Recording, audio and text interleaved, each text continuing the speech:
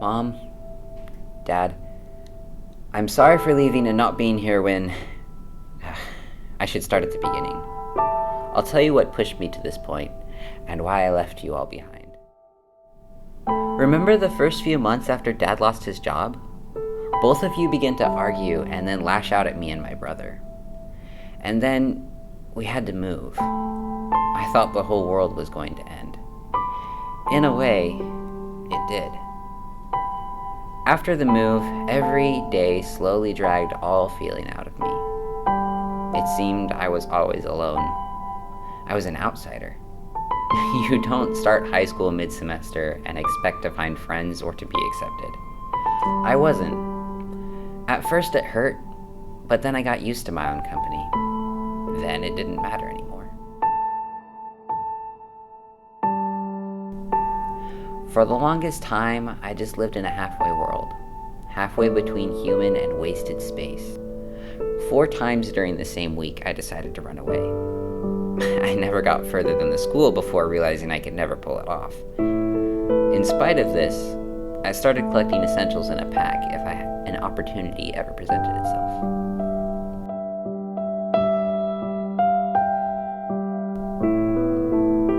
Always the first thing I did after walking in the front door was run and hole up in my bedroom to start homework. It went on forever, and eventually I didn't even notice anymore.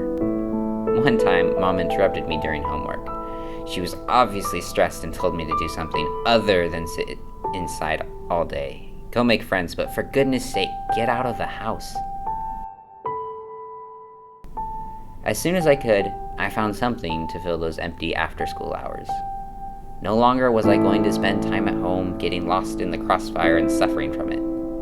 I auditioned for the school's play, got a big enough role, and cut myself from family except for when their company was unavoidable.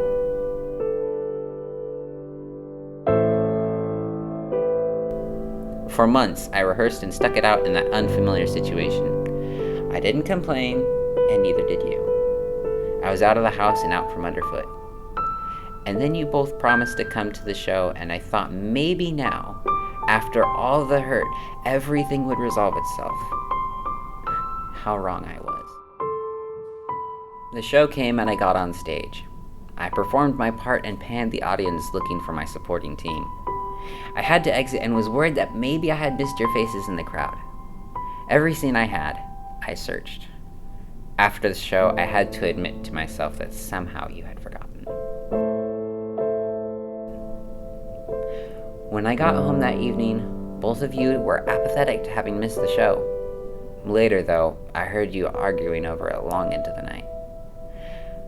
That was the last straw that finally buried me. I decided to follow through on running away. I left a message I had written in the heat of the moment. I still regret the hateful words I left as my last ones.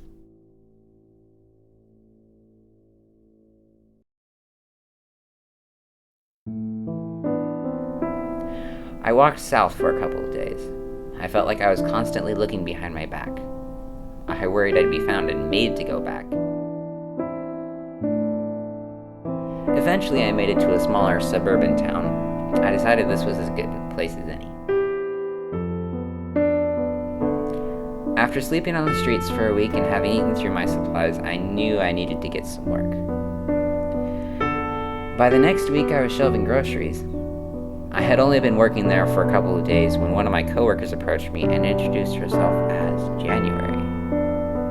I could tell from the way she held my gaze and asked where I was from that she had no idea how to make small talk. I told her I lived close, and I think she sensed that I didn't want to talk about it. If there was anything I could have done to assure a friendship, it was to be so ambiguous. She smiled a knowing smile and then turned to leave. I knew it was right then or never, so I asked her out to dinner and she said yes. Our date went smooth and I walked her home, telling her my car was not in working condition. Again, she asked me where I was from. I didn't say anything for a while, hoping she would just let it go. She only waited. Finally, I said I was staying here until things cooled down with my family, who lives several hours north. She left it at that, but for the rest of our walk home, she would just stare at me as if reading my mind, sensing all the things I'd left unsaid, like she saw right through my charade.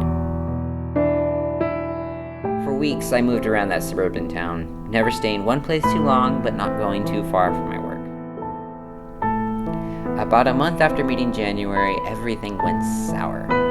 I couldn't sleep for nights on end. I woke up with a cold sweat every morning, plagued by the memories of my parents and siblings. All the people I had left behind in anger, with nothing but harsh words and stinging silences to remember me by. I told myself over and over that if I just kept working, just let time do the forgetting, that everything would work out. 2 months passed and I couldn't drag myself to work anymore. I knew then that if I wouldn't work, there was no point anymore.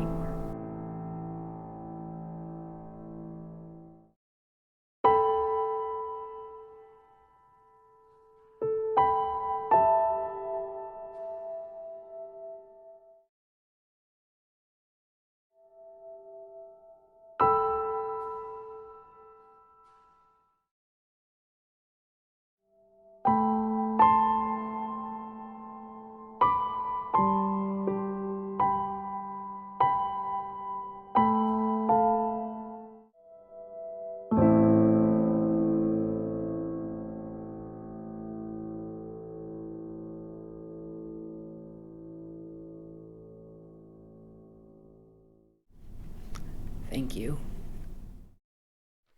Evander, your life is worth living.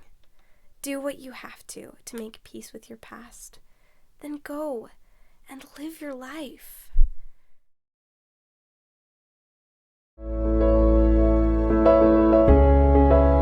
I don't think I walked the entire time I traveled home. I didn't sleep at night either, just constant travel. Finally, my head and heart were focused on the same thing. I was elated.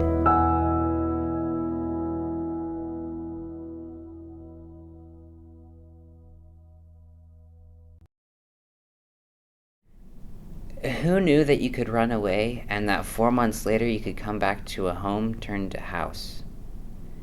I hadn't traveled this far to come back to nothing.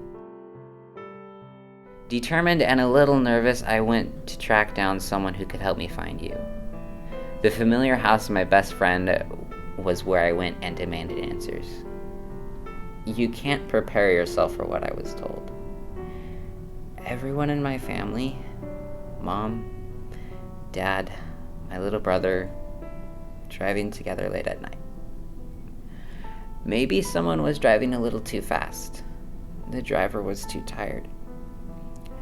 They crashed head-on coming off the highway, and no one survived. The funeral was memories from a month ago. I was much too late. After years of heartache and 4 months of living on my own and on the streets, I've come home to say I'm sorry. And now I'm here, and there's no one to say sorry to except for the air and my paper.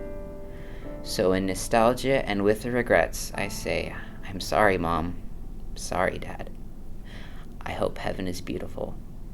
Evander.